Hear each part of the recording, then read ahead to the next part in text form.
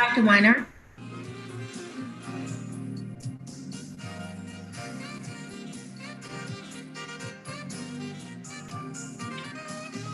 Pastor Montgomery, how you doing, Dr. Lee?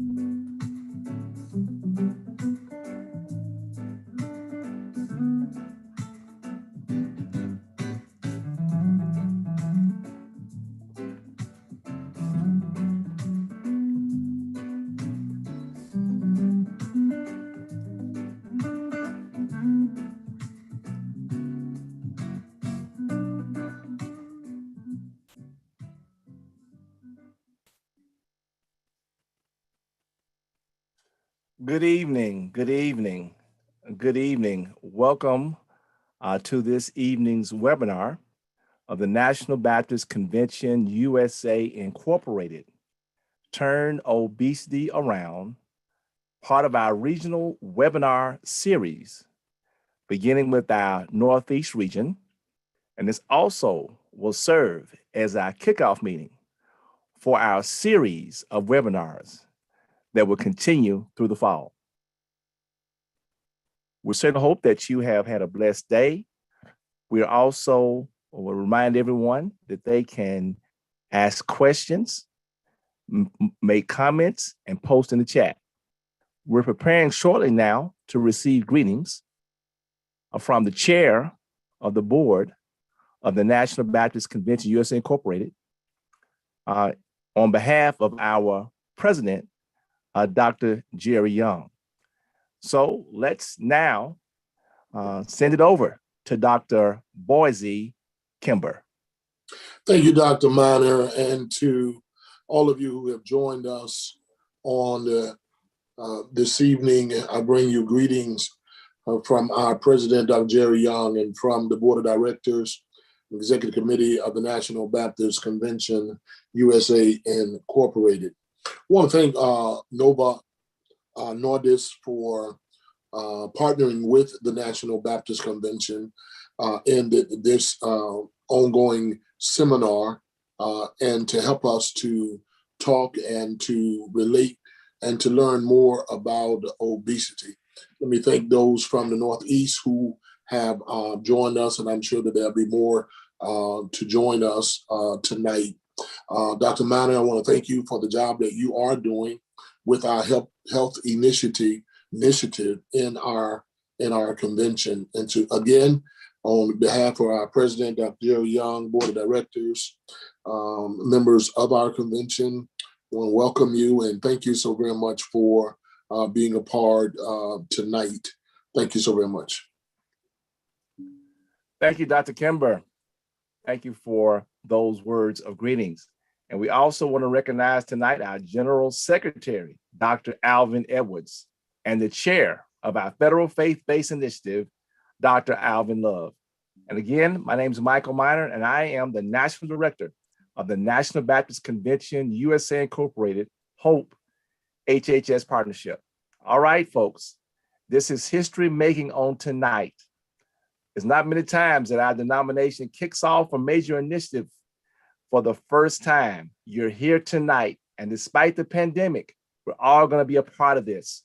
And years from now, we'll talk about how on March 25th, 2021, you were there when we committed ourselves to turn obesity around. In America, nearly 80 million adults are obese. Sadly, nearly 50% of non-Hispanic Blacks are obese. Additionally, diabetes affects 34.2 million Americans, or 10.5% of the population have diabetes. You know what? That's 1 in 10 Americans. Disproportionately, 11.7% of non-Hispanic Black adults in the United States have diagnosed diabetes. What can we do to turn these numbers around? The National Baptist Convention USA Incorporated is launching this new national education awareness campaign entitled Turn Obesity Around. We're focused on educating our member congregations and the communities we serve about the adverse impact of obesity and diabetes on the quality and quantity of our lives. This webinar will kick off a series of 7 total webinars that will introduce and define the NBC Turn Obesity Around continuum. Yes, we recognize that obesity is a major problem in our community. However, there's no one-size-fits-all solution. A continuum of intervention begins with awareness and our why. Intervention will then involve individual or combinations of behavioral modification, pharmacology, medications, and/or surgery. In this session, we will introduce the NBCUSA H.O.P.E Turn Obesity Around continuum. And look, before we go too far, we want to thank our team member, Sister Nettie Johnson, and founder of Faith and Fitness Services, LLC, for giving us permission to use her model. All right, everybody. Over the next about 45 minutes or so, we will hear from 3 of our NBCUSA H.O.P.E team members who will share about different aspects of our Turn Obesity Around continuum. We're just blessed that we have such dynamic, qualified individuals that are not only part of our team, not only good National Baptists, but they are members in good standing of their respective churches. And of course, they will give a shout out because they know what's what to their pastors on this evening.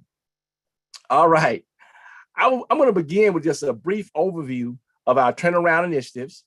Then I'll give you a snippet about what each of our panelists are going to talk about and introduce them, and then we'll get started. Look, while we are preparing to get this started, why don't you just type in the chat, or if you're on our social media pages, your name, your church or your state convention or in the city, so we can know who we have here. All right? Well, let me let you know something about myself. I'll be remiss if I did not recognize our state convention, Mid-South Churches. I'm the president for the last 7 years. Thank God for that service. And I'm also the pastor of the Hill Hernando Baptist Church in Hernando, Mississippi. All right, now I got them in. Okay. Next, Nettie Johnson. Yes, she'll provide an overview of our H.O.P.E, HHS, Turn Obesity Around continuum. Let me put her up here so you can see what she looks like. All right. And she will share about physical fitness aspect of our behavioral modification. Now, Nettie, she's well-rounded, y'all. She's an author, podcaster, award-winning speaker, teacher, a National Baptist physical fitness coordinator for our convention, a degreed and NCHEC credentialed health educator. She's got multiple fitness and health coaching and certifications, and she just got selected for the prestigious Robert Wood Johnson Foundation Cultural Health Leader Grant Award, whatever you want to call it. It's awesome. She's a founder of Education for Transformation, a Christian wellness organization, and develops and delivers curated education and programming addressing Black health disparities. She's been involved in this stuff for over 20 years. Wow. She's walked the walk because she's had some of her own personal weight challenges. And because of that, she's a member of the National Weight Control Registry, the largest prospective investigation of long-term successful weight loss maintenance, comprised of, get this, y'all, 10,000 individuals who have lost significant amounts of weight. And guess what? They kept it off. She is from Denham Springs, Louisiana, with her husband, Will, and her 2 children, Jabari and Itana. We welcome tonight, Sister Nettie Johnson. Bless you, Sister Nettie. All right. Okay, who we have up next tonight? All right, we have Dr. Lavora Williams. That's who we have next. Okay. All right, let's bring Dr. Lavora Williams up. There she is. Dr. Williams, I tell you, Dr. Williams has been involved with us since we got started 10 years ago when she was 16. Okay. All right. Now check this out. She is an associate professor. She's way on up there in the College of Nursing and Graduate Studies at the University of Kentucky School of Nursing. All right. Now check this out. She is director of the Community Health Advocacy Interventions Generating Equity Change Team and the assistant director for Cancer Health Equity at the NCI designated Markey Cancer Center, where she holds, and I love this, y'all, the endowed research professorship in cancer health equity. Endowed. That means somebody left some money for somebody quality, and they decided that Dr. Lavora fit the bill. She is an endowed chair, endowed professorship. All right, but she is the chair of the MCC Diversity and Inclusivity Committee and a member of the Cancer Prevention Program. Dr. Williams received her undergraduate degree in nursing from Union University and the Medical College of Georgia. She earned a master's of nursing. Now, she just didn't stop there. She got her family nurse practitioner. Family nurse practitioner. Somebody missed that. Her family nurse practitioner. Very able health professional. All right. And from Georgia Southern University, and a PhD earned in nursing and distinction from Georgia Regents University. Her research is awesome. It aims to advance health equity among racial and ethnic minority and medically underserved populations through community engaged research methods to, affect, improve diabetes, cardiovascular disease. I'm trying to get all these things exactly right, and cancer outcomes. Okay, now I'm gonna go a step further. Y'all ready for this, everybody? She is nationally recognized for developing culturally adapted interventions for implementation by community health workers in church settings. And tonight, we're glad to have her with us on tonight, Dr. Lavora Williams. Dr. Williams, thank you. All right. I almost forgot, and she is a member of the local chapter of the Black Nurses Association. All right, and now our next panelist. Okay, I am just excited about our next panelist because I am really going to have a wonderful time reading this wonderful bio that she sent me.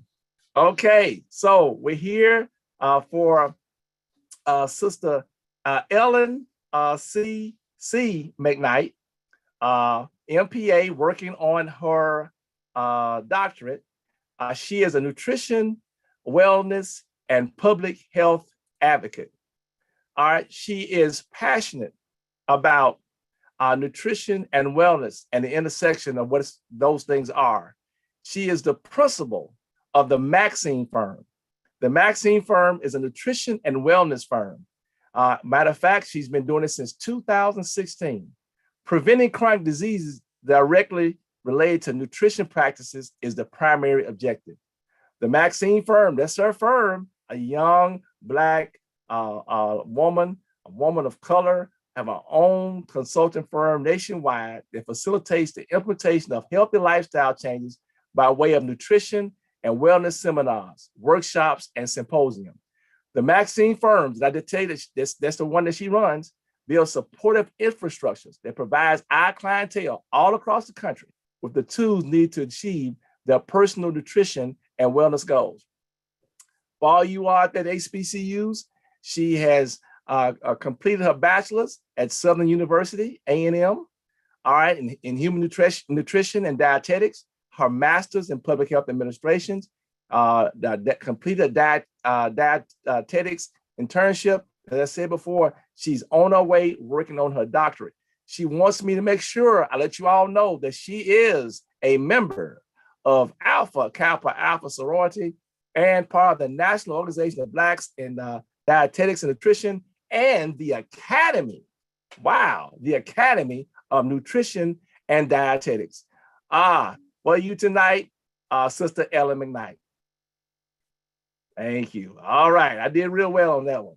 Okay, all right, we're gonna get started. And look, we want to take some time out tonight so y'all can have an idea about the quality of people that we have working in your National Baptist Convention. Look, this is what we're gonna do tonight. All right, we're gonna have a panel discussion with our team. We want y'all to listen up, type in the text. We got Sister Linda Copper, one of our team members. She's going to be helping us with our questions. We respond to those. Also, for those of you all that are watching us on Facebook, and I'm just blown away blown away. Thank all of you all who have shared from our National Baptist Convention Hope Facebook page, YouTube. It's unbelievable. Right now, we're seeing that between Zoom and our social media, we're looking about 500 people who are watching us on tonight. So we thank you all for your participation. All right, everybody, let's begin. We ready? We ready? We ready? Mateen with the thumbs up. We're ready. Okay, here we go. Let me start things off. All right, in 2013, the Office of Minority Health, I'll never forget it. I was on my way down to Water Valley, Mississippi. Some of y'all know what it is. And I got a phone call from the Office of Minority Health, and they asked us if we would conduct a pilot about called Turn the Beat Around. It wanted to test the efficacy of using health ambassadors to affect sustained better individual and community health outcomes. This study took place in several Alabama cities. And I see some of the people that are on here tonight. We were down there in Birmingham and Selma and Montgomery. And we did this for a couple of years. This was what was so powerful, everybody. The results of the study showed that the intervention that we did was indeed effective. And our national director of training, Pastor Bernard Montgomery, is on tonight. We'll hear from him later about how they work. Now, this is the part that I love. Now, get ready for this. I know I see I got Dr. Stewart on here from Arkansas. The results of this study were so good that they were published in a peer-reviewed journal. I want to make sure we caught this. This was something done by the National Baptists, our people, our researchers, with our churches. And it was deemed such high quality that it went through the peer review process and was published. Now, y'all know that says something about the caliber of people that you have working for you in your National Baptist Convention Health Initiative. So I'm just going to be a po dog on wag his own tail. I'm going to give a hand clap for those people who got that done. Y'all ought to be happy too. Okay. All right. And guess what? This began our turnaround initiatives. Okay. We worked with the Obama administration when we came out with the Affordable Care Act and wants to help turn around some attitudes about this initiative. Then we came in 2017 with the National Institutes of Health, All of Us Research Program, turning around attitudes about doing research. So this marks our third turnaround campaign. Each one has been funded. And we're so excited tonight that Novo Nordisk has seen fit to be able to fund this initiative, and we're keeping our string going. All right. So that tells us a little bit about our turnaround series. We're not new to it. We're excited about it and looking forward to all the wonderful things that God's going to bless us with. All right, everybody, let's start talking about our newest initiative. Let me bring in Sister Nettie here. Okay. All right, Sister Nettie. We're going to add you to the discussion. All right. And look, everybody that's in the chat. All right. Y'all feel at ease to ask questions. Sister Copper will help grab our attention of it. All right. Hi again, that's Sister Nettie. Good seeing you on tonight. All right. Can I just say one thing, Sister Nettie? You look different than when I saw you about an hour ago. I just want to throw it in for free. It's an amazing thing. All right. Okay. Well, Sister Nettie, look, before we start talking about the continuum, I just want to you just give us something about your personal story. I mean, what they say, you know, you don't know your story, so but you can tell your story. Can you just give us a little bit about that tonight? Sure. Well, thank you so much for having me. And I don't even know what the word is. I am so grateful that the National Baptist Convention is taking on this initiative, helping to address the condition of overweight and obesity in the African American community. It's a passion of mine because I have personal experience as well as about 20 years of professional experience. But you actually need me to talk about my story. I've had challenges with my weight more than half of the years that I've been alive. I was, and as a child, I carried a lot of extra weight. Didn't really think anything of it because it was pretty prevalent in my family, as it is in many African American families. But I didn't make the connections between the extra weight on our body and the chronic disease that was extremely prevalent in my family tree. If you hypertension, diabetes, heart disease, all of that, it was so common that I actually thought that it was like gray hair. Like when you got to a certain age, that this would automatically happen because that was just our environment. I got a wake up call when I was 17. I remember it was the first day of finals and my father passed away in his sleep. And I recall that my family kept saying over and over again, well, but daddy wasn't sick. What was wrong? Daddy wasn't sick. But when I looked at that, I came to realize that in my entire life, I started to discover this a couple of years later in my early 20s, that I don't ever really recall my father being well. We had gotten to a place in our family where we had normalized chronic disease. We had normalized having excess weight on our body. So many of these conditions were normalized that we didn't even realize that his health was in a bad place. Long story short, I started to look at my health and my weight, and I tried some of any and everything. And let me tell y'all, the struggle is real. It was I would lose 50 pounds and then gain 45, and then I lose 30. I mean, I went up and down, and probably over about 20 years, I think I gained and lost over 200 pounds, and that in about maybe 10 years or so, going back and forth. So much so that it actually damaged my health. In trying to make myself well, I was making myself sick because I was doing things that were not, I had to have my gallbladder cut out. I got to a point, y'all, where I actually just surrendered it. I was like, you know what? I'm tired of dealing with it. And that was when literally I decided to surrender it to God. And then I started to put some action behind this desire that was cultivated and customized for me.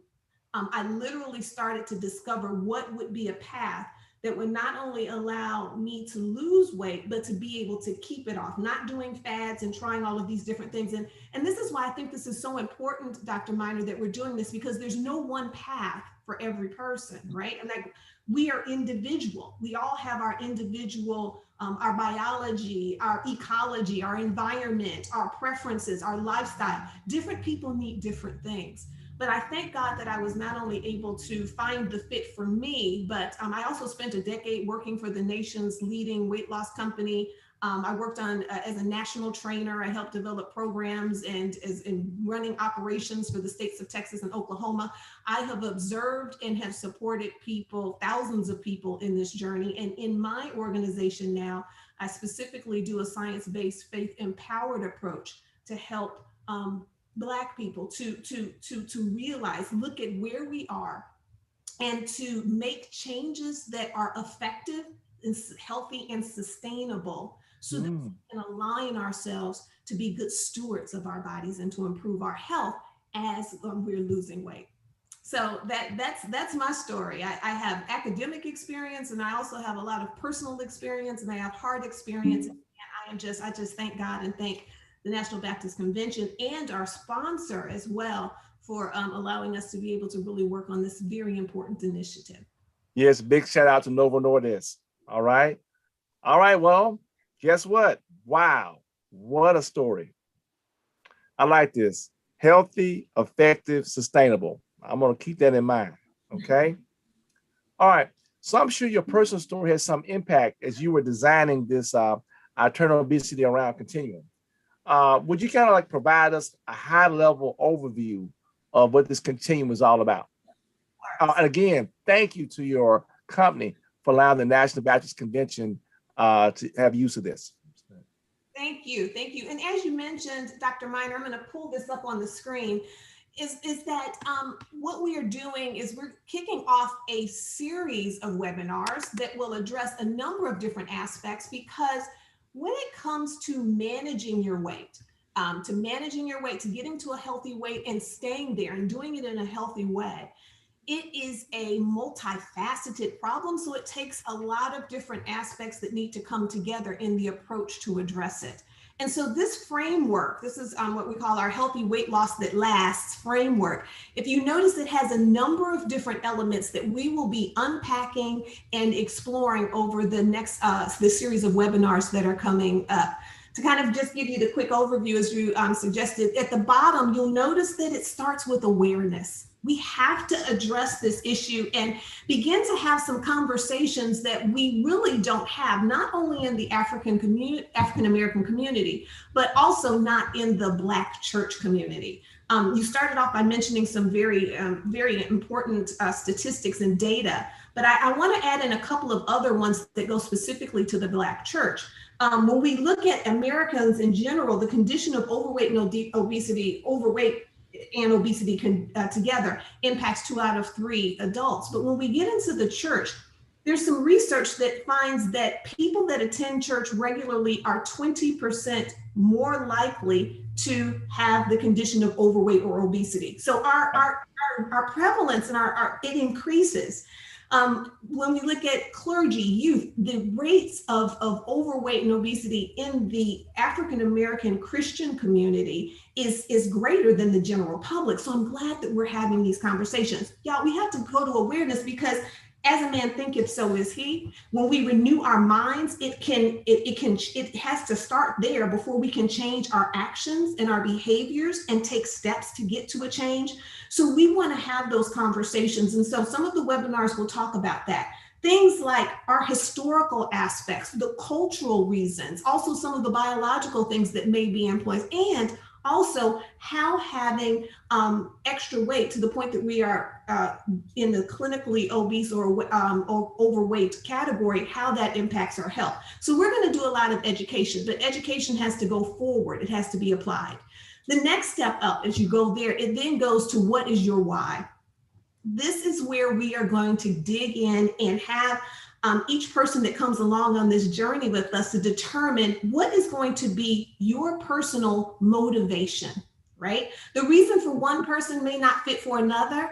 And what a good why does is it empowers your action, right? So we want to dig into that and look at what are the personal reasons about why you're going to do that. And of course, we want to make sure that it's tied to our spiritual, our holistic living and our stewardship as well. I'm going to come on up a little bit more, and then we're going to talk about some of the actions that we can take as it relates to behavior modification. And if you'll notice, there are going to be a couple of different things that we're going to go into. Of course, we have to talk about nutrition. Sister Ellen is going to start to talk about that with us tonight, but it's a very important part. Of course, activity is a part. Rest, sleep, stress management. We're going to talk about a lot of those particular aspects as well.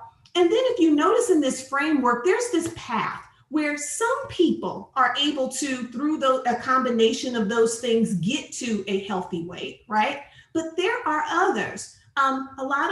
Oftentimes people need additional supports. They need medical interventions, be it pharmacology, be it medications or surgical interventions. If you need those to get to that place, we're going to talk about that. And I think that these are some conversations that need to be had a little bit more often, particularly in our community. And then that gets us to that place of where we have reached a healthy weight. But one of the things that we want to be really honest and truthful and realistic with is that it's not just about losing the weight, it's about maintaining, because sometimes relapse does happen. Sometimes we can find ourselves falling off because life happens, pandemics happen, things happen in our lives where we can have those shifts. And we want to talk about what happens that when we have to go back and revisit where our mind is, or remind ourselves of why this is important to us. When we have to go and make some shifts, maybe some things have happened in our personal life, our hormones, the stage of life that we're in. Where do we make these adjustments so that we can kind of be aware of where we are and know that there is a path for us to get back to where we need to be and how we can stay there? And then the last part, Dr. Miner, that I want to bring up about this particular framework that we have is that this framework and what keeps all of this together, because again, it is multifaceted, right? And it's not always easy. I'm going to be real with you as well there. But we want to also look at what are some of the underlying things that we as believers, as those of us who have to realize and remember that these bodies are not our own, they were bought with a price, right? That when we are caring for our bodies, it is an act of stewardship. We are taking care of the temple of the Holy Spirit. And I put on there also this aspect of surrender, because I know that this has been important in my life. Everyone that I kind of guide through this process through a faith empowered approach, we have probably tried some things before. We've tried to, willpower it and to just do these things using all of these real life type aspects. And of course we have to have those actions, but y'all, we have to make this a God thing. We have to surrender this to God, put it in his hands, and then do our part, right? There's that partnership there. We have to let God do the heavy lifting and give us that let Holy Spirit give us what we need to make these steps. And so that surrender aspect is very important. And then we also want to round that up with support. The support is not just, it's not all about our individual responsibility because we can't do this thing alone. We need the support of others. And we can also, as we have these webinar discussions, talk about additional supports, be they systematic, environmental supports, things that will help us to not only get there for ourselves individually, but to also put some things in place so that we can make some changes so that we are leaving a legacy. We're putting things forward where the generations that come after us will not have these same weight challenges. So those are the basics of the framework that we will be unpacking and going over and sharing with you all in the upcoming weeks. And we're really looking forward to just having a good time, finding out where we are, finding a path to get to our fit, and supporting one another along the path as we turn this obesity condition around in the National Baptist Convention. Wow. That's my favorite word. Wow. I'm gonna dime on you. We were talking about this Monday night in our team meeting. We're trying to come up with something. I want you to know that this awesome woman of God, in 3 minutes, she had put together something on a napkin and got it together. That's how anointed she is. And she had this other stuff around it we got going. I just want to give a shout out to you from the fact that I've never seen anything that talks about weight loss and all this that tied in the medication part. I've always thought it's something separate. I like how the idea that pretty much wherever you are, you can find a spot. I like that. So was there any type of, was it based upon your experience? What kind of led you to kind of just, bridge the gap? Because most time I think about, I'm going to lose some weight, I'm going to change my diet. I never make the connection that they all are connected. Yeah. Well, for me. Excuse me. Oh, I'm sorry. No. I just wanted to let you know that you have a question. Okay. All right. Finish it there, Sister Nettie, then we get to the question. Just quickly, where does this come from? This particular framework has been informed not only from my personal experience, but again, y'all, literally in the work that I've done, and God, and it is a God thing. God me to have a career where I literally worked with thousands of people. I saw what worked, I saw what didn't work. I saw where the bridges were made, and I saw where there were gaps. And I also saw where sometimes there were things that people needed to help them to get there that we were resistant to kind of do. So literally, God positioned me to have these kind of experiences, and adding that to the academic study that can kind of help put it together so we can kind of curate and help people to find their individual fit in their path.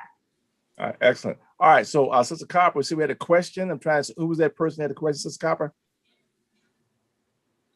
If not, we'll come back to that. Okay. I'm asking, was it being recorded, Dr. Minor?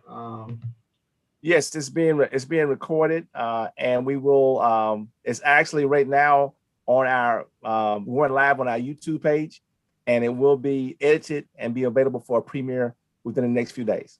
Okay, and do you have scripture to go with your different pyramid levels also when the next webinar will be? Absolutely. Apart from God, we can do nothing. And so this journey that we're taking is science-based, faith empowered. We're going to look, this thing is not easy. It is hard, but guess what? God helps us do hard things.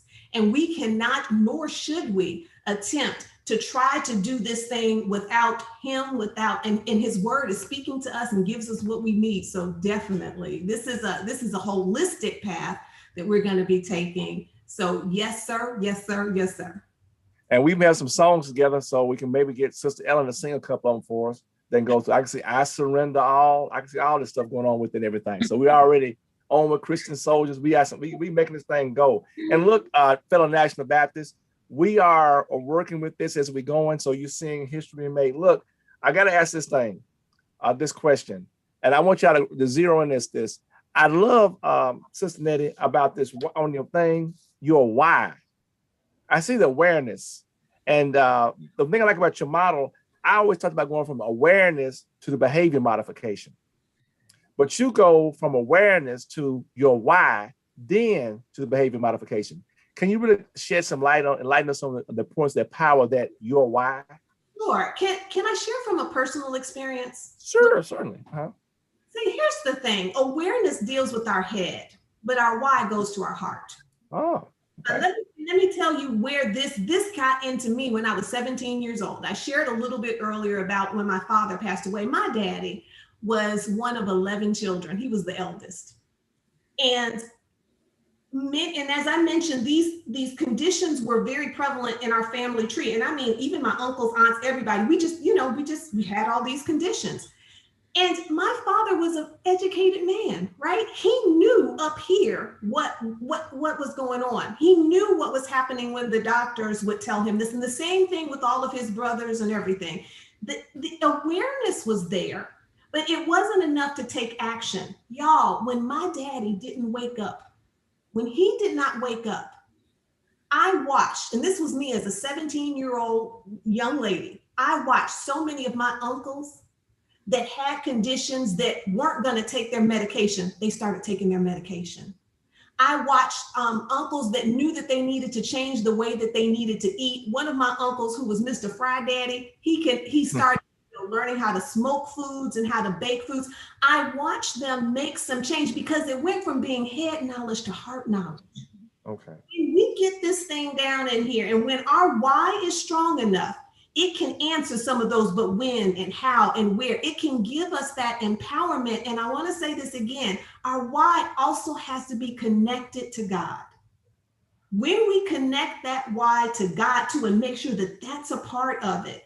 And here I'm speaking again from my personal experience. And this is also why I made the move to switch to found my organization, is that we talk about God. It's a God thing. When about this, we have to make it a stewardship thing, and then find that personal aspect, because that's where our empowerment, that's where our strength comes. When we get sick and tired of doing some of the things that we need to do, or when we feel overwhelmed, that's where it comes in. A strong why can help us with some of those hard hows. Woo! Wow. I think you probably answered this question within those comments you just made about the impact of obesity on the effect of mental health. So, Dr. Williams, would you like to speak to that? The impact of obesity on mental health, we see it across the spectrum, with our children who suffer with overweight and obesity, bullying and harassment in school. We see it as an adult, where we see that individuals who have overweight and obesity are less likely to be hired, found to have perceptions of their not being as effective or having lower ability than others. It can lead to anxiety, depression, isolation, all because of suffering with overweight and obesity, and what we as a society, even as healthcare providers, and how we talk about it, and using negative terms to talk about a condition that is chronic and not caused by one singular aspect of our lives. So yes, it has so many factors in how it affects us beyond our health. All right. Thank you there, Dr. Williams. All right. Well, look, Sister Crocker asked about the behavior modification. We're going to go into that now. Sister Nettie's going to do part 1, and Sister Ellen's going to do part 2. All right. So, all right. So we go up this pyramid and we're looking at this thing about behavior modification. All right. Would you share? So I got the little thing here that you sketched out. I'm probably going to frame this thing and keep this for posterity. Behavior modification. You have on here this exercise part. Would you give us some feedback? And Sister Crocker, we're going to answer this in between both of them to get that taken care of for you. Okay, so it's exercise, behavior modification. God made our bodies to move, right? God made our bodies to move. And we live extremely sedentary lives. I think that during this COVID condition, where most of us are spending a lot of our time on Zoom and we're sitting down, I think even more so, when we have movement, it definitely can help our health, and it can help as it relates to weight management. So because we just have a certain amount of time here, I'm just want to kind of outline that we will be talking about finding your fit. I'm going to say that over and over again as it relates to exercise.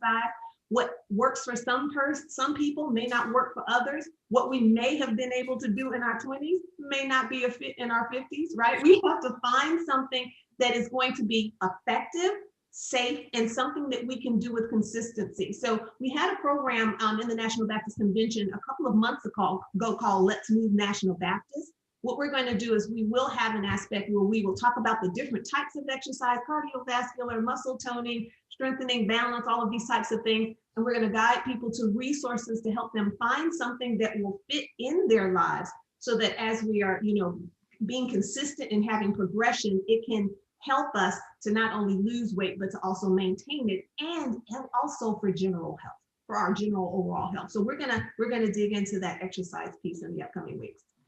All right. Well, look, hopefully we'll get you off in just a minute, Sister Nettie, but we have Dr. Bostic wants to know what's the plan to get this into our churches and out to the community. Is this going to be part of our Let's Move National Baptist paradigm? How are we gonna see that, make that happen? How are we going to make what happen? I'm sorry. I make this plan, turn obesity around, get into our churches and into the communities our churches serve. Well, the start of it is this, as Dr. Martin said, this history-making webinar that we're having here today. And what additional webinars will be coming up in the series that will have resources, workbooks. Will be pointing you to existing resources. You don't have to reinvent the wheel all the time as well.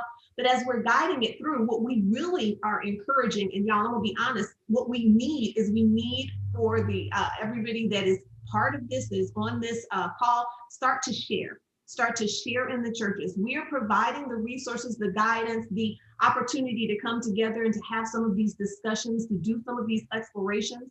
But we really do need the individual churches, members in the churches, to share within your health ministry. If you don't have a health ministry, we have H.O.P.E. We can help you with that.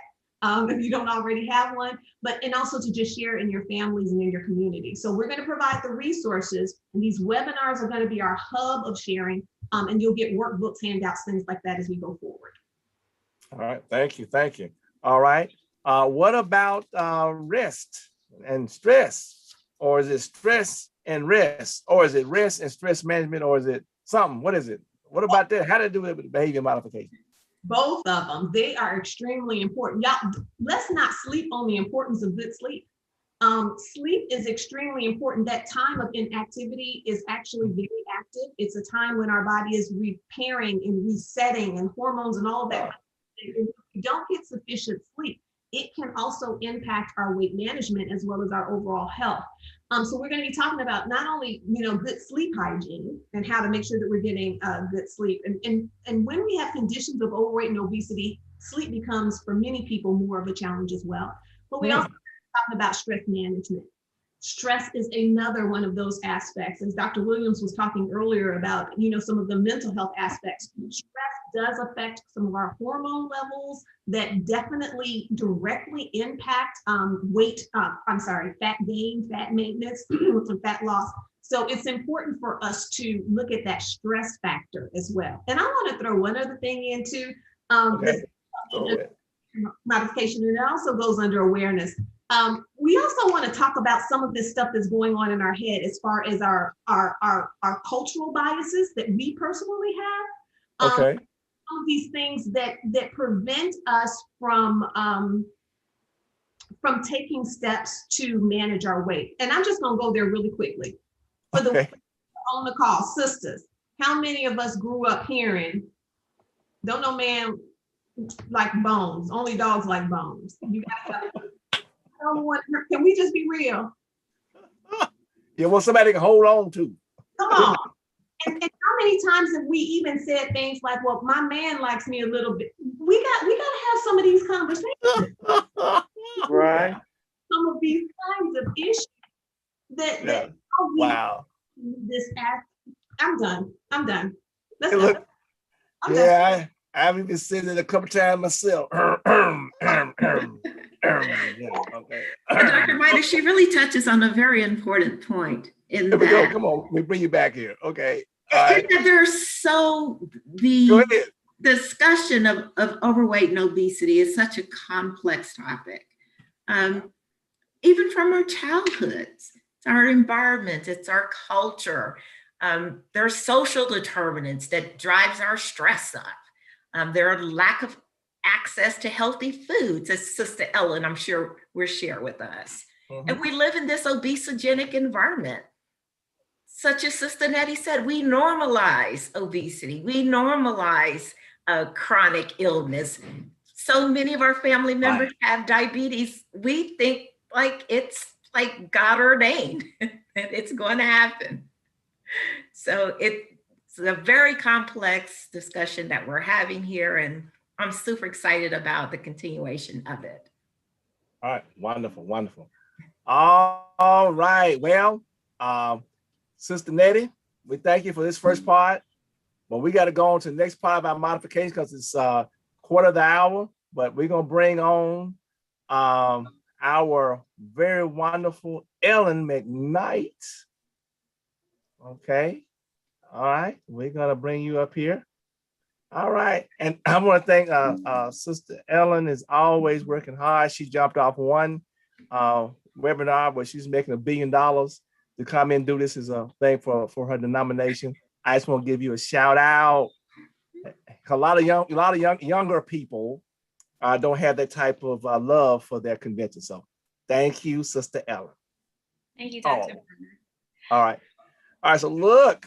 All right, I got some things to ask about you. First of all, real quick, I try to do justice to it, but can you just give a little tidbit about the Maxine firm that maybe I didn't touch on, and how this thing about what you do in nutrition, and you've been on the TVs and things and all this and other stuff and podcasts and all of that. Yeah, just a little something about that, a little something. Thank you so much, Dr. Minor. As he already said, my name is Ellen McKnight. My background is in human nutrition and dietetics and agricultural science. And then I work in the public health space as well. And what our firm has the opportunity to do, we are made up of a network of minority healthcare professionals. So it's myself, a family nurse practitioner, primary care provider, licensed clinical psychologist, and a horticulturalist. And what we have the opportunity to do is travel across rural and urban communities across the state of Louisiana and the Deep South to provide culturally appropriate health education, nutrition, and literacy programming to youth and adults in rural and urban communities. And so, Sister Nettie and Dr. Labora Williams hit some really high points as it relates to some of the root causes of obesity, and it really starts with mindset. And so when Sister Nettie talked about that why in between awareness and behavior modification, that hit me down in my shondo, because if you can't get to the why, we'll never get there. But anywho, that's the work that we do, and we enjoy doing it in a faith-based setting. We have corporate clients and things of that nature, municipal, so on and so forth. But I was drawn to I was already a member of National Baptist, but I was drawn to the H.O.P.E ministry, the National Baptist ministry, because I saw on Twitter that there was a pastor who said, I will no longer be serving fried chicken in my church. And I was like, who is this man? And so when I saw that, looked him up and found out that, this was a whole entity that was doing work around transforming cultures and conversations around wellness in the National Baptist Convention. So, I'm proud of the work, and that's why I am a part of it. And I got to meet Sister Nettie Johnson, who was doing the work in Louisiana. That just goes to show you that, it's just important that folks continue to have these conversations so that we can, band together and work together, because it's a big problem. So we need lots of folks. And look, everybody, y'all be on the countdown. We'll let y'all know down in the future about, she thought I'm gonna say something else. I'm talking about your doctorate. That's on the way, and she's on the way and everything. We're gonna help her. We're gonna help her along the way. Dr. Williams and I already been down that path. We got you. We can review some stuff. All right, I got some questions, more questions for you here. Okay. Now, we see that you're more than qualified to talk about nutrition. Now, what role does nutrition play in this continuum that we're about to develop? So nutrition is huge.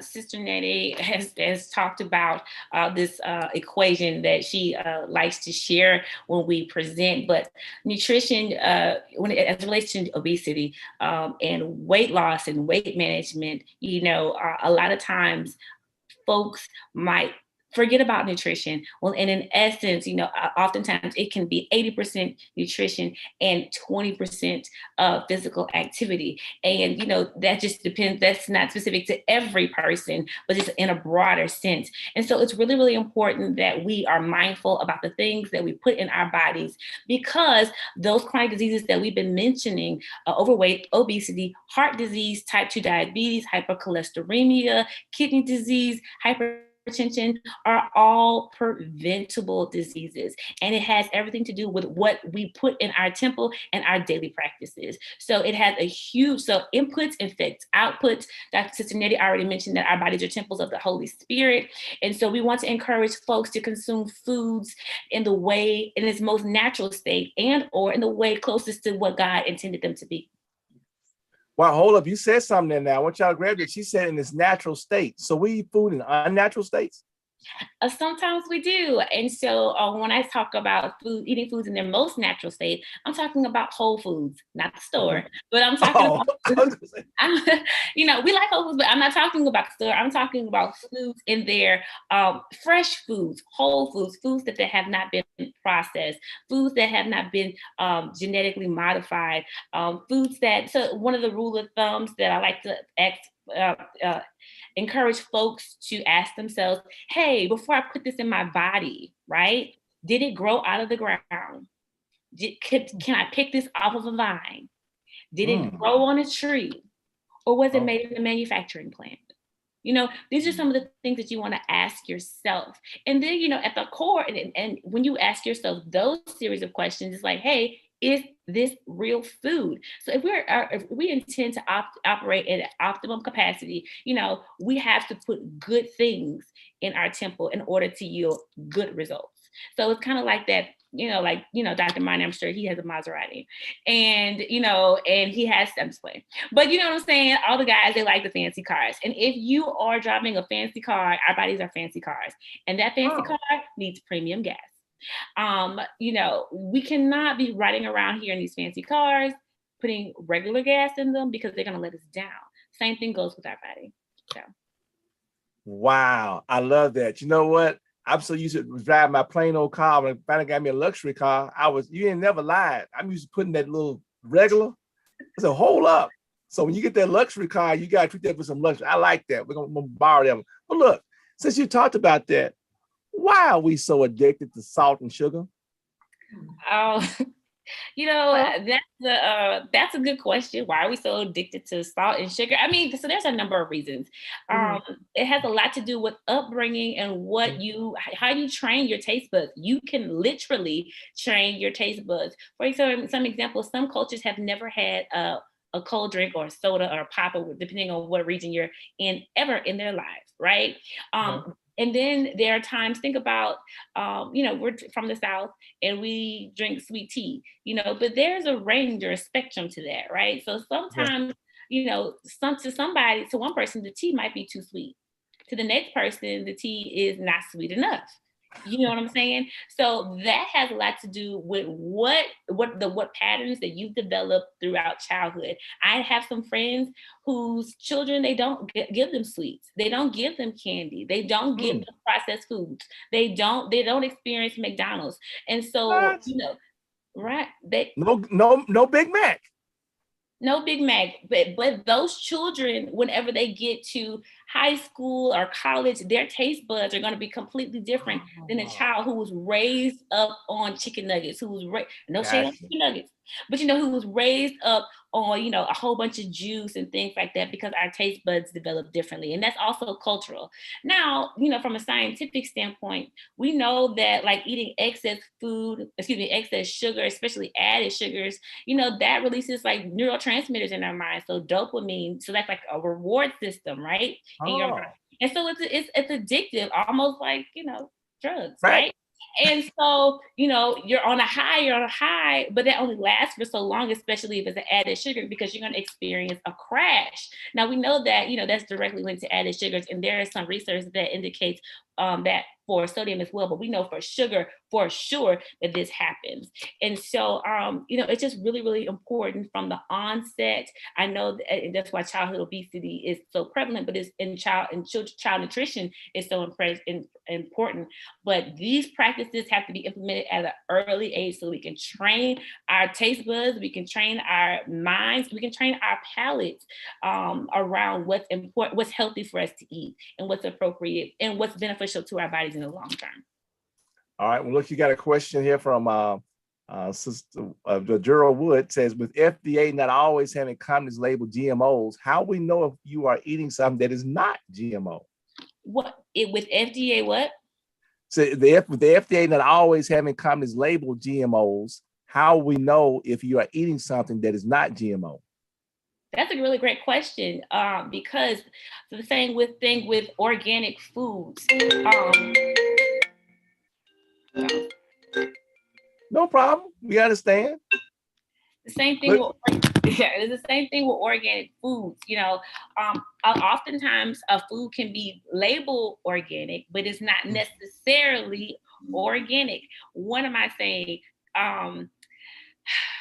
It's very, very important to try to consume food. If you're interested in making certain that you are eating foods that are not genetically modified organisms, that's what GMO stands for.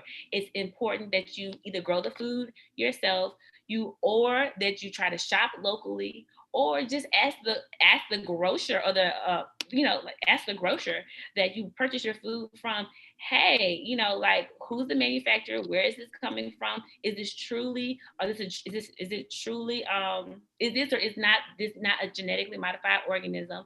Has this food been, where was it grown? How was it grown? So you have to ask those questions, but there is no real way for us to monitor the federal government, the FDA at this point around that. Because it's just not tight. The restrictions are not tight. And so the only way you know is if you grow it yourself, or you know the grower, or again, if you shop local. So, yeah.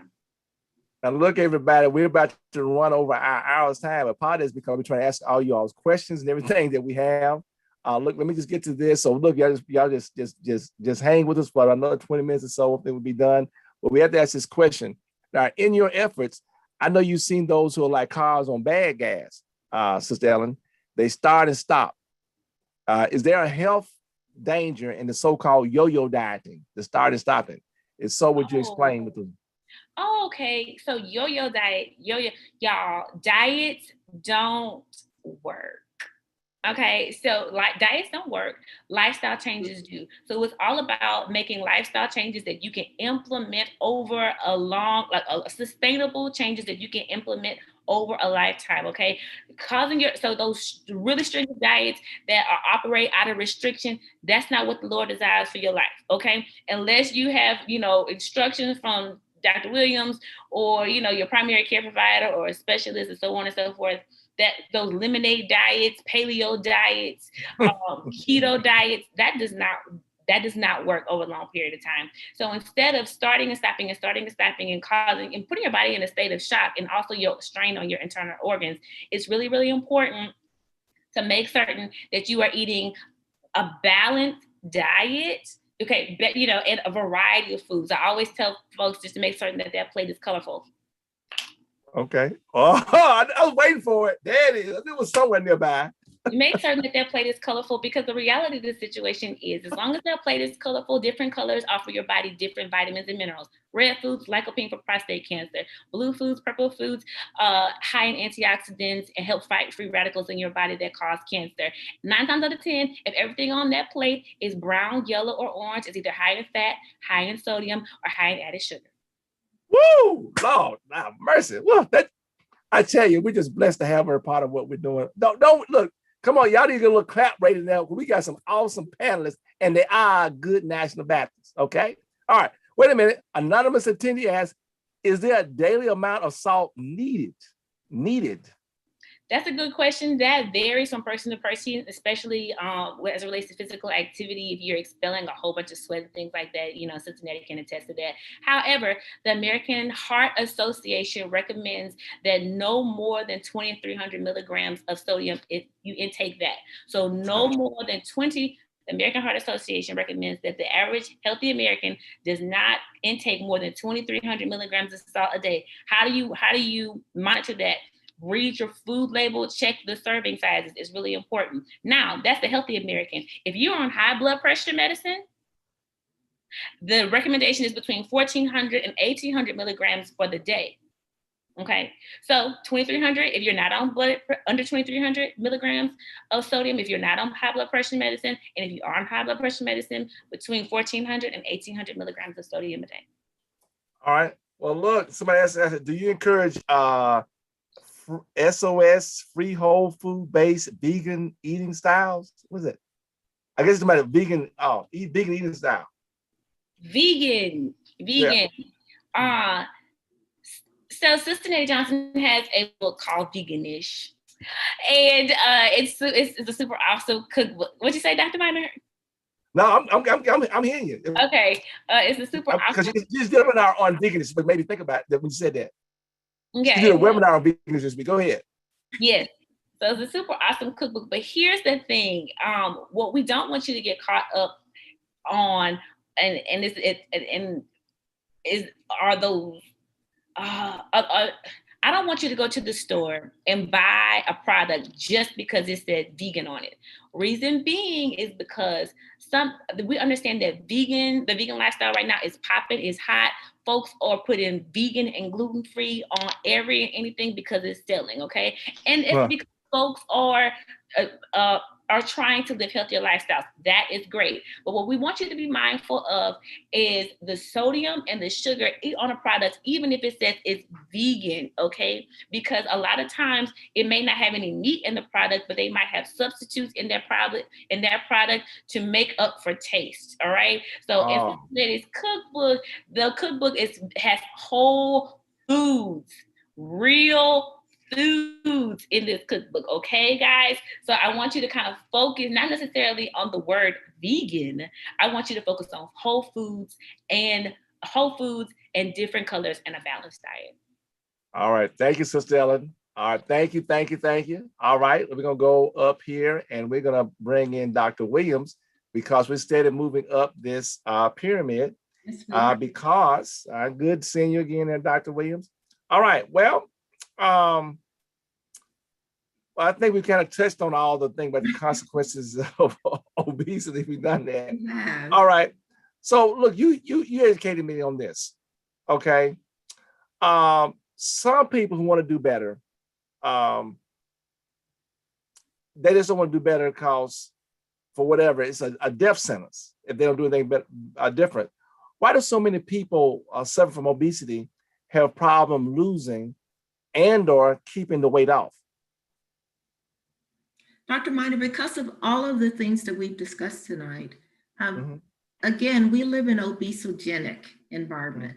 Obesity has become such a part of our lifestyle and so normalized in our society that we don't see it as the chronic condition that it is.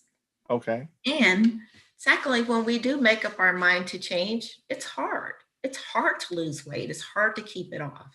And when we live in a society that makes it even harder, then for some people with their minds, they begin to believe that they cannot.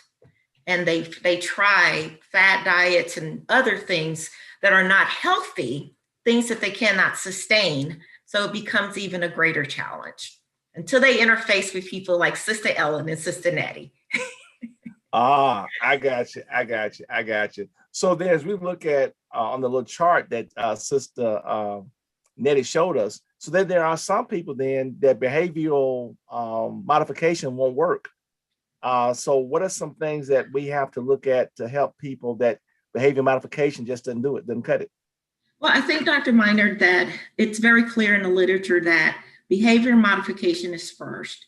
So people will try to make those adaptations in their lifestyle. So not a diet, as Sister Ellen explained, but a lifestyle change, a healthy diet. Okay. If those things fail and the individual is committed, as Sister Nettie said, their mind is made up that they want to change their lifestyle. With the commitment, fail in lifestyle modification, medications and surgery sometimes are indicated, but it never takes the place of healthy nutrition because our bodies have to have healthy nutrition. It never takes the place of physical activity because, as Sister Nettie stated, our bodies need to move. But there is a place in the continuum for medications and surgery if necessary. Okay. So how does medication work in combating obesity? Well, right now there are about 4 medications on the market to treat obesity and overweight. Generally speaking, some of them work by inhibiting the fat absorption of our bodies. Okay. Others work by changing the serotonin levels of our bodies. Some work by increasing our feeling of fullness or decreasing our appetite. Wow, I did not know that. You just say you learning me something tonight. Okay. Well, so are these things that we have to, obviously we can't get them over the counter.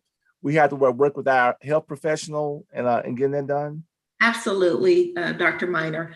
And these medications are indicated for individuals who are morbid obese, not someone who's between 25 and 30, so overweight to obese, but people who are morbidly obese, 30 to 35 BMI, or people with lower BMIs, but with chronic medical conditions where they need an intervention beyond lifestyle modification.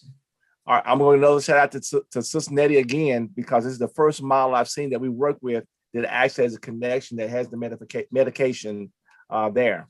Now, what about the surgery part? What can we say about the surgery? The surgery indications are very similar to the medications for individuals who are committed to lifestyle change, committed to wanting to lose or maintain their weight loss, who are committed also to lifestyle modification, who have taken medications and perhaps failed. Many of the medications on the market are for short-term interventions for 3 to 4 months. And if an individual has tried those things and their BMI is still high in the morbid obesity range, or they have chronic medical conditions in addition to morbid obesity, then surgery is indicated. Okay. So if I got this correct, so I think I've always been, until I started getting involved in the National Baptist, we cannot just preach a diet and exercise only program. We cannot, Dr. Miner. Everything that we tell our patients as clinicians, when the patient comes in and they suffer with overweight or obesity, and we say, oh, well, you need to change your diet. You need to be more physically active. They've heard those things. They've tried them before, and it didn't work for them. So the individual needs support. Obesity is a chronic medical condition. It's not a one size, one pill fits all condition. And it takes multiple modalities sometimes to affect change with it. Wow. So multiple modalities. So wow. Get another South Cincinnati by getting that lined up for him. So really, it's like we need to change the conversation about how we about obesity. Well, we need to build on the conversation. Okay, Bill. Okay. We can't get aside of healthy nutrition, physical activity, but it's more than that. Okay. All right. So if I got this right, and you correct me, Dr. LaVoy, sometimes I get off in left field and outside the ballpark. So it feels that the thing that Sister Nettie has developed for us captures a continuum. Absolutely. Right. So wherever you are, you can find your place. Yes. Love it. Love it. As a former math major, I like stuff like that. Okay. All right. Wonderful. Let me bring all our panelists back up. We got some more questions that's come up here in the chat. Let me add the spotlight. Okay. Sister Crocker, let me allow you to. Sister Crocker, you had a question you wanted to ask the panel. Sister Crocker? Just unmute your mic, Sister Crocker. Or did she put in the chat? Hold on, wait it. My bad. She just put in the chat. After changing eating styles, is it true that diabetes can be reversed? Okay. There is some evidence to suggest with bariatric surgery, once the surgery, a person has gone through the surgery, their diabetes can be reversed. And there is some evidence to suggest that with fasting and certain diets, that an individual can reverse their diabetes. Okay. Yes, Sister Crocker, did you get that? That was your answer to your question, Sister Crocker? Yes, it did. Thank you. You're welcome. All right. So Florine Cunningham, when buying salt, should it be with iodine or without? Hey.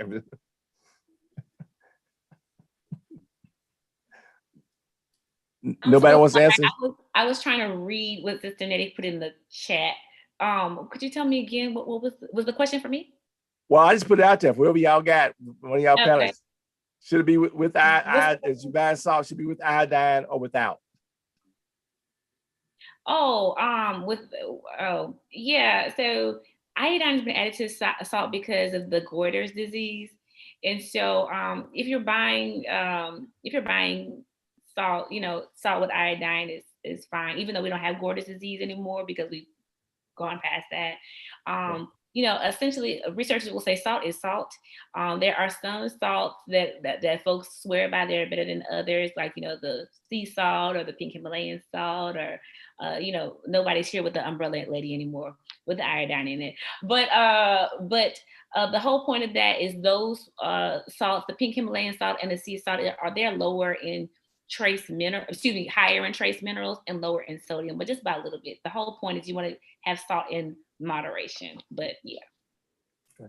If you have a condition that iodine that is affected by iodine, you definitely want to talk to your endocrinologist and your primary care provider, and then a registered clinical dietitian if you have a condition as relates to iodine. But typically, it's safe for most healthy Americans. Okay. All right, and I gotta just say this about salt. I was trying to be healthy, and I cut back on salt. Another thing that I was having, but for some conditions that I had, I went to the doctor, and he told me I was killing myself. So what do you mean I'm killing myself? So where you are, you don't have enough sodium in your diet. And because what I have, he told me to put extra sodium in what I'm doing. And you know what? After I started doing it, I felt better. I said that because you have to know your body and work with your health professional. As I always say, what can help you will kill me. Case in point, somebody was saying, you need to eat some more nuts. I was like, hold up. Because some people are, I just want to put that out there to share. Okay. All right. So Anna Emanuel says whole food vegan is different than vegan. Whole food is not processed food. So what's the question? That was just a comment she had out there. Whole food vegan is different than vegan. Whole food is not processed food. So. Oh, I think she was echoing what Sister Nettie Johnson and I were saying about whole foods and eating them in a whole form, Okay. not processed, not manufactured. So yes, ma'am, you are correct. Okay. All right, Ms. Sophia Carr. We know that many families live in areas where they are unable to attain fresh vegetables, food desert. All right, how do we change their diets to reduce obesity when they are unable to obtain fresh fruits and vegetables daily? Let me throw another one in. And even if you do have it over there, they can't cook it. But go ahead. What's your response? Ooh, so Dr. Laura Williams mentioned all the different contributing factors. I see she stood up in her seat. Well, Go ahead, Dr. Williams. I was going to address that by saying policy implementation. We're working here in Lexington, Kentucky, where we're trying to implement in the corner stores a small refrigerator so that people can get fresh fruits and vegetables from their corner stores, because corner stores are ubiquitous, but yet the Kroger and the giant grocery stores are sometimes 3 to 5 miles away from inner city neighborhoods. So people are challenged by simply getting fresh fruit and vegetables. Bringing farmers markets to the neighborhoods instead of the individuals having to go to the farmers market, which is oftentimes on the outer areas of the town or right downtown in the city. Hint, hint, pastors that are listening and state convention presidents, your parking lots will make great places for farmers markets. Absolutely. Yes, Sister Nettie. I want to add a part onto that. Dr. Williams, you're so right. We do have to stand up and make some noise and make some demands that the infrastructure and the environment in many of the communities, particularly African-American communities that are having economic issues, that there are some changes that are made there. But I want to also put another piece out where I want us to also look at, from, in addition, in parallel to the systematic and infrastructure changes, we also have to come back to this mindset, because I'm going to be honest with you. Even when access is not an issue, we still have in our community too many folks riding in luxury cars access that still don't eat well. I have seen personally, I'm very involved in the community as Sister Ellen is here in Baton Rouge. I have seen instances where they have set up farmers markets in church parking lots and they've closed them because people didn't come. And I've also seen where when Krispy Kreme reopened after being closed for an entire year, the line was down the street. And people at 4 o'clock in the morning. Wow. I have seen long lines. Can we be real? Because if we're not being real, I'm not just access issues, but if access was a major was the largest determining factor, then people that have access would not have these weight conditions, would not have these chronic disease conditions. But in our community, we see it across the board. So certainly we have to continue to push the advocacy and the access and the environmental issues, but we also have to address the cultural issues that are in place, because like we said, it is a much more complex issue. It is complex. And we have to start having some of those conversations to look at that. Sister Ellen, in her firm, they have somebody that helps with gardens. Think about our grandparents. They would go out in the yard and grow some stuff. Do you know what I'm saying? So these are some of the shifts that we have to start really examining and looking at in our culture, and look at what is and why it is that way. And then we have to draw a line in the sand to say, we're not going to allow this to be strongholds anymore. Let's help one another where we need help, but let's also look at it and let's kind of call a spade a spade.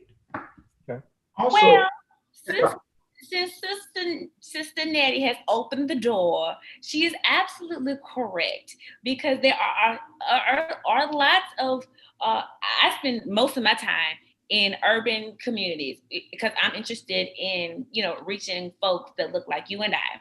And our health has to be important to us. Okay, we have to decide to command our health. And, there are true access issues, but here's the thing. In those same communities where there are access issues, for a lot of these communities, we order what we want.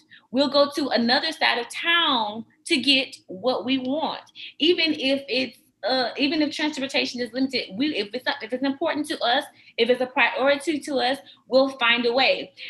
We will, even if it's an access issue or transportation issue, we'll make sure our nails are done. Even if it's an access issue or transportation issue, we will order some hair from offline. And you can order fresh fruits and vegetables to come to your house with CSA programs. Even if it's an access issue or transportation issues, we're in line across town for Jordans because of systematic racism. There is no mall on our side of town. So we have to get really, really, really serious about commanding our own health, because if we don't, there are several organizations that profit from our lack of knowledge and our lack of discipline, financially profit. So y'all are right. All right. Wow. All right. Well, look, so I just want to, okay, so Sister Teresa Fails says, Dr. William, how do you feel about metformin for weight loss, 90 plus pounds, but no diabetes? How do I feel about it? As we stated, there's a place for pharmacological interventions for weight management. Okay. Well, then Gerald Wood asked, what are the side effects as it relates to already comorbidity? What are the side effects of? As it relates to already being comorbidity. I guess if you're already really, really up there. In weight? What are the complications of obesity? I guess I would say so. Well, the complications of obesity are, as Sister Nettie and Sister Ellen stated earlier, high blood pressure, diabetes, cancers, specifically breast cancer, colon cancer. Even with the recent COVID-19 pandemic, we're seeing that people who are overweight and obesity are more likely to have mortality, to die from COVID-19 or become seriously ill than people who are normal weight. So obesity, although it's prevalent in our society, it has many complications that we have to take charge of our health to address through lifestyle interventions, medications, surgery, access issues, overcoming them. The continuum. The whole continuum, absolutely. Absolutely. We are not going to solve obesity in one conversation. It is such a complex subject. Okay. All right. Well, Ricky McCauley asked, how do we work through the cost of making lifestyle changes? How do we work through the cost? Make the cost. Some people assume that you try to, I guess I'm thinking here that if you want to eat healthier, other type of stuff, it costs more. That's all I think of, the cost of making lifestyle changes. Yes, Ellen, you were trying to say something. Go ahead, Ellen. I saw Sister Nettie's hand move, so I thought she was about to say something. I was going to wait till she said something. Okay. How do we work through the cost? That's a really good question. And on the practical side, in essence, if we plan ahead as it relates to our diet, as it relates to the things that we eat throughout the week, we will spend less money if we plan our meals out ahead of time. And so the rub comes, people like, I don't know what to eat. I don't know what to, and that's when you seek out references. There's cookbooks, there are healthy recipes online. You can go to the American Heart Association, the American Diabetes Association, and there are a slew of free resources that help you plan out your meals so that they're healthy. When you plan out your meals so that they're healthy a week in advance, and when you do your grocery shopping a week in advance, it will drive down some of the costs. Now, I will say that if we don't make an investment in our own health on the front end, we will pay for it on the back end in hospital stays, in loss of life, funeral costs, caskets, digging the grave, fighting over who's going to print the programs. Lord, help us. Things. Color. Black and white. So what am I saying? We have to make some investments in our own health on the front end, or we will have to pay for it on the back end with our time or our lives. So. Absolutely. And there's also an opportunity, particularly for churches to and health ministries, to bridge the gap by making sure that individuals are informed about resources that are available that often are not used. For example, there are in our area programs where if you receive SNAP benefits and if you go to and purchase whole foods, like Sister Ellen was saying, fruits and vegetables. If you come to a farmer's market, you can spend $10 on your SNAP benefit to get $20 worth of vegetables. A lot of people don't know that, right? So there are resources and things that are available sometimes that can help with that. And part of what we really want our health ministries to do is be part of that resource connection, where we take people, be that bridge of information between people that have needs and organizations, programs that are out there meeting those needs as well. Right. Dr. Williams, you're at the University of Kentucky. Yes. Is that the land grant institution? The 1862? Okay, so there are land grant institutions and HBCU 1890 land grant institutions all over the country, and they have extension programs. They have farmers markets. They have these resources that Sister Nettie is talking about.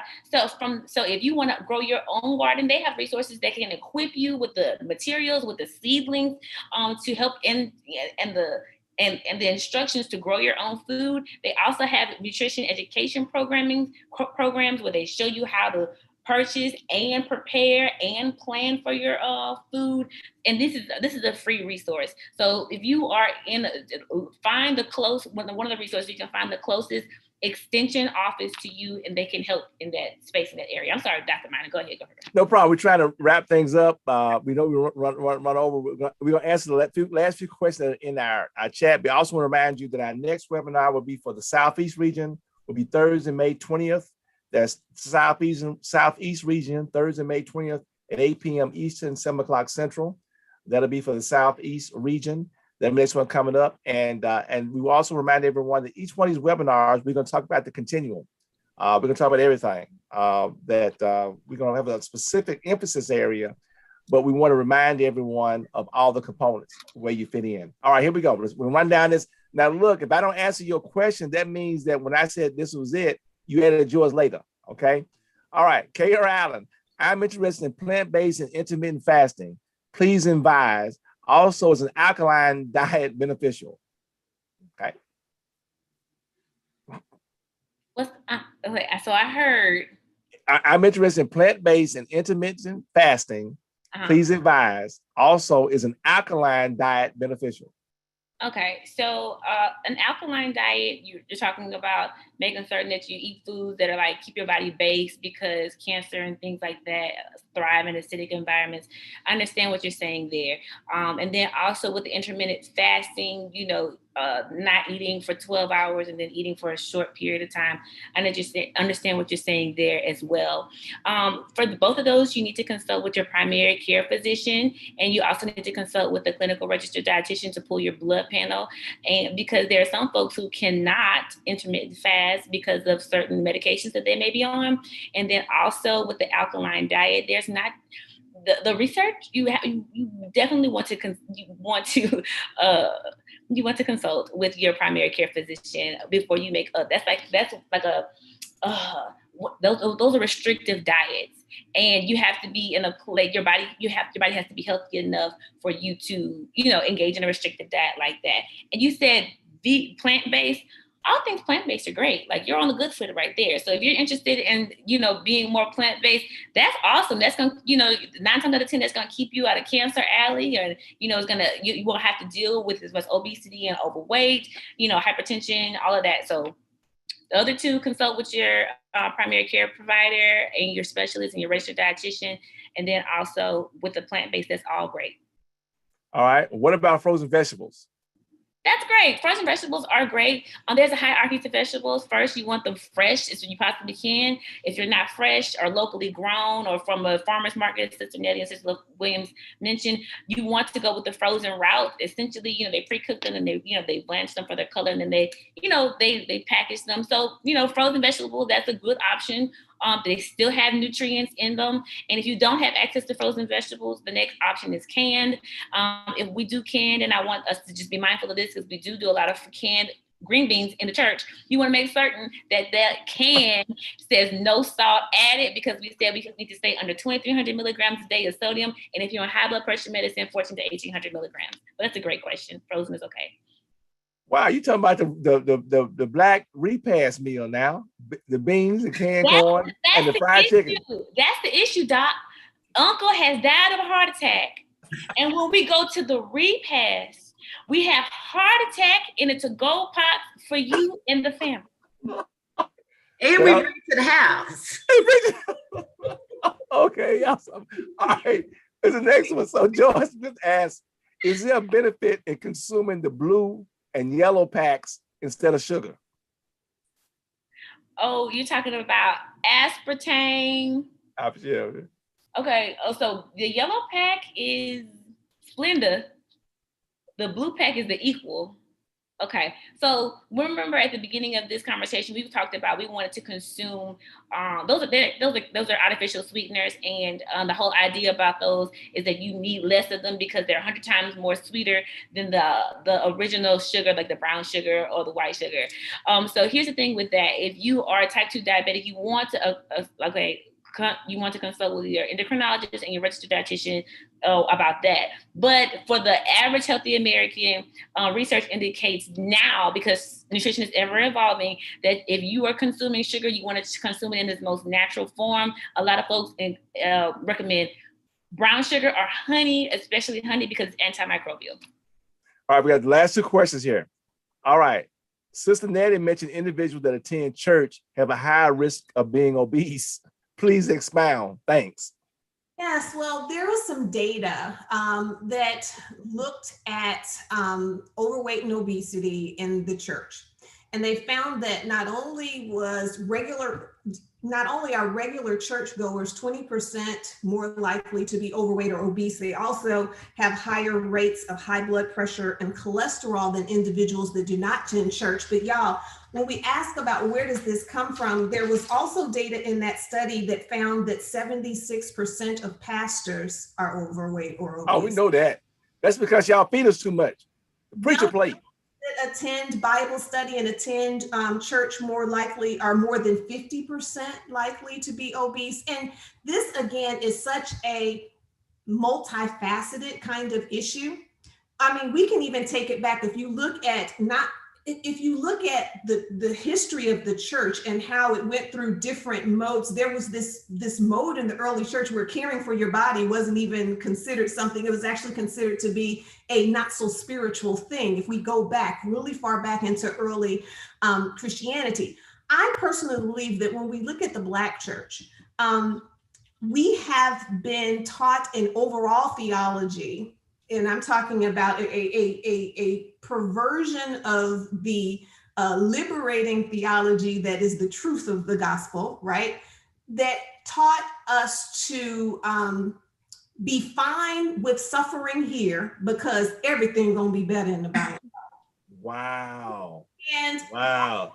Also apply to our health. Now, I want to say this: when people have been denied something for so long, we have been denied access to good health care. We were deliberately, our ancestors were fed the foods that were the scraps, and God in his graciousness allowed our ancestors to not only survive and thrive on that. Think about it, the chitlins, the scrap pieces. I mean, even things like black-eyed peas and turnip greens and mustard greens that are so healthy actually were not considered the good stuff. And our ancestors ate that. But now we're in a different situation and we're continuing in those same processes and eating those foods that are not as good for us, because I think we've internalized this aspect where we separate spirituality from our physical existence.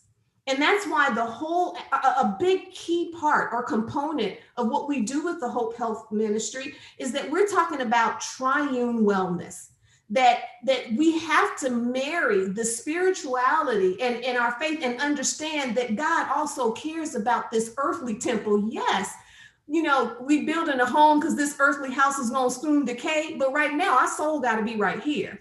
And I think that there is an aspect where we have actually hallowed into some of our traditions things that are not healthy, just like Sister Ellen said. And we have to start addressing some of these and realize that taking care of our bodies is not devoid of spirituality. Actually, when we connect God to it and make it a God thing, it is so much more, it increases motivation, it increases your joy, it increases your productivity, because we're making it about God. Apart from God, we can do nothing. But unfortunately, there's this stronghold in the church where we have separated some of those aspects. And so we don't treat it as important. We don't treat our overall health and the behaviors that are in line with that as important. All right, last one. What about water? What about the benefits of water in our diet? Water is still very important. Every organ in your body needs water. Your brain needs water to function at its optimum capacity. Think of your body like a plant. You wouldn't put pop or soda in it because it would die. So we want to encourage you to drink that water, because we want your kidneys to live a long, long life, because we don't have time to be a dialysis 3 times a week for 4 hours a day. Okay. All right. So that's it. That's it. Wow. Wow. Wow. Thank everybody. We had planned on being on only for an hour, but we over. We're going to edit this down and have it available. Again, we want to give another shout out. Again, more love to our wonderful panelists who did an awesome job. We thank Sister Ellen. We thank Sister Nettie. And we thank Dr. Lavora. That's my name for it. Everybody's called Dr. Williams. I call Dr. Lavora. When she know me say that, she know that that's Dr. Minor hollering at me now, nobody else. And we just thank, and I want to just say a quick shout out. I want to thank God for her former president of a state convention out in Georgia. I met him at a meeting and I said I needed somebody. He said, I know somebody. And I want to thank all of our pastors and our regional and national leaders who supported our health mission now through the years. We wouldn't be able to get the things done if it weren't for you. All right, a couple of housekeeping things. Don't forget to take care of our surveys so that we can see how we are improve. We also remind you, everyone, about, we said it before, but remind you again about the NIH's All of Us research program. You see behind me, that is the website, joinallofus.org/together. This program has been conducting monthly surveys of how people are coping during this pandemic. Also, it is one of the few things that is actually having an opportunity where people with sickle cell are included in the research database. There are researchers now using the information to find out, hopefully, this is me talking, we can one day have a cure for sickle cell. Find out more about it. Be like the rest of our team and join all of us and become part of this research program so that you can be like us and be 1 in a million. Next Thursday, we're having a webinar at 8 o'clock Eastern, 7 o'clock Central on the new changes in the Affordable Care Act, the Biden administration. It's also we'll be doing this in conjunction with Get Covered Mississippi. So if people have had questions about that, we want to be able to offer that to you on next week. Don't forget, April is Minority Health Month. We'll be sharing more information as we go along. And don't forget to like us on our Facebook page, which is National Baptist Convention USA Incorporated Hope Health Initiative, and on our Twitter feed and our YouTube channel. I do want to give a shout out to our team. Yours truly, and Lottie Minor, she may be related to me. Pastor Bernard Montgomery, Sister Bettina Campbell, Pastor Dexter Moraney, Sister Ellen McKnight, you saw tonight, Dr. Felisa Washington, Minister Geraldine Moore, Dr. Desi Levy, Sister Linda Copper, who's been with us tonight, Sister Loretta Miller, Dr. Lavora Williams, you saw her, and Sister Michelle Johnson. All right, and look, we just want to say we will, once we sign off from our social media, we'll hang this for a few minutes if there are other quick questions we have. I just want to make sure before I give out a final say here, Dr. Kimber, is there anything else you want to add before we go to our sign off? Thank you so very much, Michael. Excellent panel tonight. And I certainly appreciate the information, the informative questions and how you answered tonight. Listen, I love Black people when they sharp, man. Y'all sharp. Mike, thank you. And on behalf of our president, Dr. Jerry Young, we appreciate you. And we look to move to the Southeast. Thank you. All right. Thank you, Dr. Kimber. We appreciate that. We appreciate that. All right. So here we go. Once again, we acknowledge our president, Dr. Jerry Young, who reminds us to envision the future exceptionally. This has been a production of the National Baptist Convention USA Incorporated, the nation's largest Black denomination. God bless you. God keep you is our prayer. This ends our social media broadcast. Hang tight. We'll continue this for a few minutes on Zoom.